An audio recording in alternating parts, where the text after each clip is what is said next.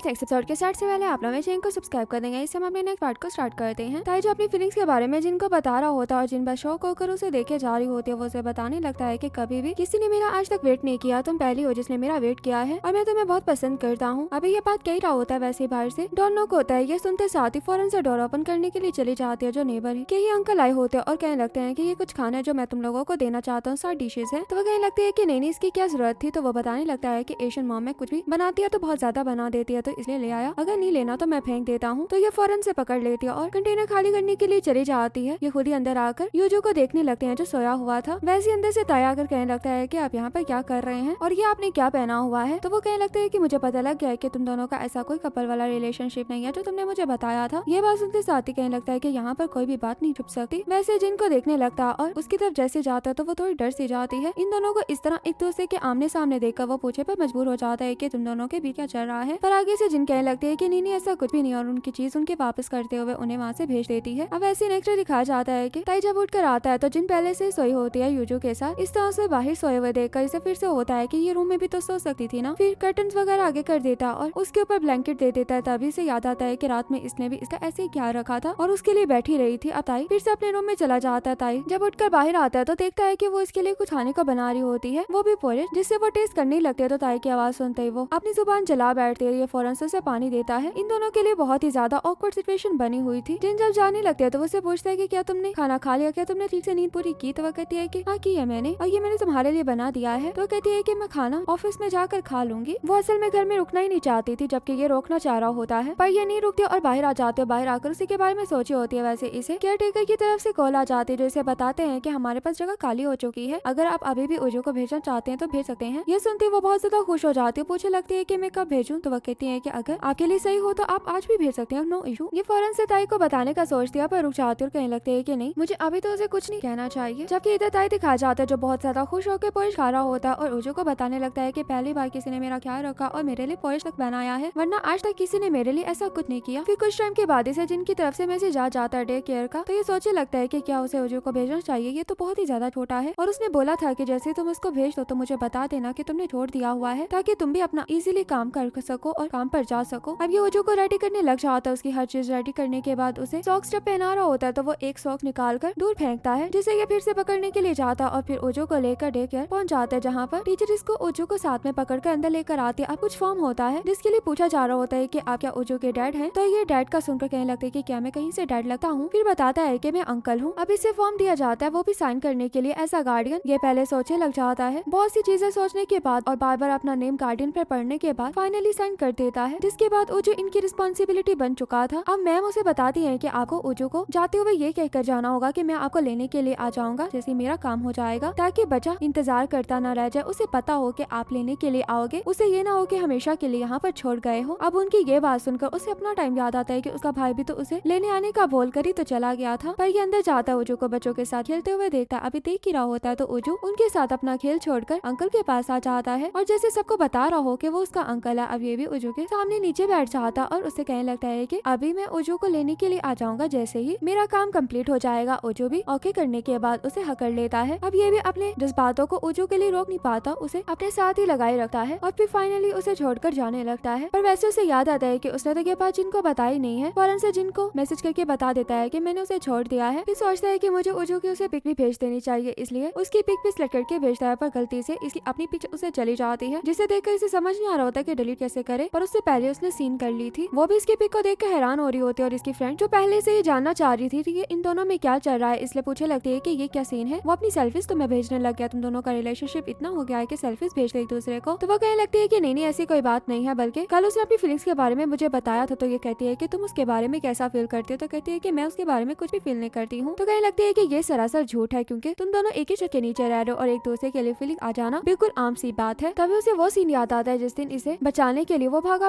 आ गया था। फिर इसके लिए अम्ब्रेला लेकर वेट करता रहा, पर फिर भी कह रही होती है कि नहीं ऐसा कुछ भी नहीं है, मैं बस उसे एक मैन समझती हूँ और कुछ भी नहीं। और ये जो बार बार अपना मोबाइल देख रहा होता है उसकी तरफ से इसे कोई भी मैसेज नहीं आता, वो तो यहाँ तक कि उसे कोई रिप्लाई भी नहीं करती। इधर जिन दिखाई जाती है जो यूनसोंग के साथ मीटिंग में होती है। जैसे मीटिंग से फ्री होती है यूनसोंग उसे खाने का लेकर जाने के लिए पूछता है, तो ये भी फौरन से मान जाते, दोनों साथ में खाने के लिए आ जाते हैं, जहाँ पर ये उसके लिए स्पेशल ड्रिंक ऑर्डर करता है। वो ड्रिंक तो जिनको देखते साथ ही बहुत ही ज्यादा मजे की लग रही होती है। फौरन से ट्राई करने लगती है, दोनों कुछ बातें करने लगते हैं और इसी में वो बताती है है कि उसका जो इन लॉ है वो अब यहाँ से जा चुका है, क्योंकि उन दोनों में 1 महीने की बात हुई थी। अब उसका अपार्टमेंट बन गया है तो वो यहाँ से चला गया है। ये सुनते वो रिलैक्स हो जाता है, कहने लगता है कि मुझे बहुत ज्यादा टेंशन हो रही थी कि तुम्हें उसके साथ रहना पड़ रहा है, पर ये तो अच्छी बात है। बट जिन उसके जाने से अंदर ही अंदर बहुत ज्यादा सैड सी होती है। और इधर दूसरी तरफ एमिचू के हस्बैंड दिखाए जाते हैं जो ताई को सामने लेकर बैठे हुए थे और एमिचू के बारे में बता रहे होते हैं कि उसे किस तरह का काम पसंद है और किस तरह का नहीं पसंद, उसे किस टाइम पर क्या चीज खाने को देनी होती है, और सुबह से शाम तक विटामिन ए से लेकर ई तक सभी विटामिन चाहिए होते हैं। तो ये बात सुनकर वो पूछने लगता है कि क्या मैं उनका असिस्टेंट नहीं होता। वह कहता है कि हाँ हो, और इसीलिए तो तुम्हारे ये काम है, क्या तुम्हें ऐसा कुछ नहीं करना। तो फौरन से कहने लगता है कि नहीं ऐसी कोई बात नहीं, मुझे करना है। अब ताई ही एमिचू की जगह पिक बना रहा होता और वो बहुत ही ज्यादा अच्छी पिक बना रहा था। उसका फोटोशूट देखकर तो सब लोग ही खुश हो रहे होते हैं कि हमें इतनी उम्मीद नहीं थी कि इतना अच्छा फोटोशूट करता होगा। जिंजो घर में आते हुए उजू को भी अपने साथ लेकर आ गई थी और उजू घर आते साथ ही इधर उधर भाग रहा होता है। उसे पूछे होते है कि तुम्हें कैसा लगा वहाँ पर रहकर, कल भी जाओगे ना। तो ये भी आगे से हाँ कर देता है। वैसे ही ताई भी घर आ जाता है। ताई को देखकर ये वहीं पर रुक जाती है और वो सारे घर के काम वगैरह पूछा होता है जो पहले वो क्या करता था, पर इसने सारे काम कर लिए थे। अब ताई के पास रुकने का कोई भी चांस नहीं था और ना ही कोई बात करने का। वो डायरेक्ट फिर अपने रूम में चला जाता है, जहाँ पर इसे बैठते साथ ही अपने अपार्टमेंट की तरफ से कॉल आ जाती है कि आपका अपार्टमेंट बिल्कुल रेडी हो चुका है, आप यहाँ पर आप शिफ्टिंग कर सकते हो। ये बात सुनते ये बस अच्छा अच्छा कह रहा होता है। वो भी अच्छा सुनकर दंग आ गया। तो कहीं लगता है कि आप क्या चाहते हैं, अगर आपने कुछ भी चेंज करवाना है या कुछ भी करना है आकर देख लो, ताकि हमें पता लग सके हमने ठीक किया या नहीं किया। पर ये आगे से कहने लगता है कि आपने तो बहुत जल्दी काम कर दिया, इतनी जल्दी भी तो नहीं करना था। तो वो कहने लगता है कि आप ही तो कहते थे कि मुझे जल्दी से जल्दी काम चाहिए, अब जब हमने महीने से 1 हफ्ता पहले कर दिया तो ऐसा क्या हो गया, ये तो अच्छी बात है ना, अब बस आकर देख लेना। ये ओके कहकर कॉल कट कर देता है और फिर सोचने लगता है कि उसे क्या करना चाहिए। उसका यहाँ से भी जाने का दिल नहीं था। अब फिर से बाहर आकर जिनके पास बैठ जाता और उसके आमने सामने बैठकर उससे बात करने लगता है। कहने लगता है कि उस दिन जो बातें कही थी वो मेरा सच में मतलब था, मैं बस अपने बारे में तुम्हें बताना चाहता था कि मैं तुम्हें लेकर क्या फील करता हूँ। आज देना ना देना वो तुम्हारी मर्जी है, मैं तुम्हें किसी चीज के लिए फोर्स नहीं करूंगा। बस इस तरह मुझसे अवॉइड ना करो और बहुत ही ज्यादा वियर्ड एक्टिंग ना करो। तुम वो जो कोई देख लो वो कितना चुप चुप है, उसे भी लग रहा है कि कुछ ना कुछ हुआ है। वैसे वो अपना पर्स देखती है जो यूजू के हाथ में होता है। ये देखते साथ ही फौरन से जब पकड़ती है तो उसके ऊपर उसने कलरिंग करती हुई थी। ये देखकर रोने लग जाती है कि मेरा पर्स, जबकि हमें बिल्डिंग में एक सस्पिशियस पर्सन दिखाया जाता है जो किसी गलत इरादे से आ रहा होता है। जैसे ही वो इनके घर का डोर ओपन करने लगता है वैसे अंदर से बच्चे के रोने की आवाज और इनकी आवाजें सुनकर वहीं से अपना इरादा चेंज कर देता है। यूजू रात में बहुत ज्यादा रो रहा था, इसी वजह से दोनों से चुप करवा रहे होते हैं। अब वैसे नेक्स्ट मॉर्निंग दिखाया जाता है कि ताई वोजू को बैठकर खाना खिला रहा होता है। तभी जिनने भी काम पे जाना होता है उसको जो भी चीजें अपनी नहीं मिल रही होती ताई उसे बता रहा होता है कि कहाँ कहाँ पड़ी है। और जैसे बाय करके जाने लगती है तो ये उसके मुंह में एक ब्रेड रख देता है कि खाते हुए जाओ। ये भी चुप करके ब्रेड को खाते हुए जाने लगती है। रास्ते में देखती है कि पुलिस वगैरह आई हुई है। ये देखकर इग्नोर कर देती है कि पता नहीं क्यों आई होगी। अब ताई भी यूजू को केयर टेकर के पास छोड़ने के लिए चला जाता है और छोड़ने के बाद जब वापस आता है तो वो भी बिल्डिंग के सब लोगों को इकट्ठे देखकर पूछने लगता है कि क्या हुआ है। तो वो बता देते हैं कि यहाँ पर एक चोर घुस आया जो ऐसे अपार्टमेंट में जा रहा है जहाँ पर अकेली लड़की रहती हो, बस वहीं पर चोरी करने के लिए जाता है। अब ये सुनकर तो वो परेशान हो जाता है क्योंकि अब तो वो यहाँ से जाने वाला था और पीछे तो जिन्हें अकेले रह जाना था, तो उसका क्या होगा। पुलिया वगैरह वो लोग बताने लगते हैं कि कुछ बिल्डिंग के लोगों ने उसे देखा था, उसने कैप पहनी हुई थी। अब कैप का सुनकर वो इसकी तरफ इशारा कर देता है जो उसके नेबर का ही था। कहने लगता है कि तुमने भी तो कैप पहनी हुई है। ये सुनते साथ ही वो अपनी कैप उतार कर उसे डराने लगता है कि तुम क्या बोल रहे हो। पर अभी तक ताई जिनको लेकर काफी परेशान होता है। और इसी के साथ ही हमारा ये पार्ट यहीं पर एंड हो जाता है। वीडियो अच्छी लगे तो वीडियो को लाइक करना।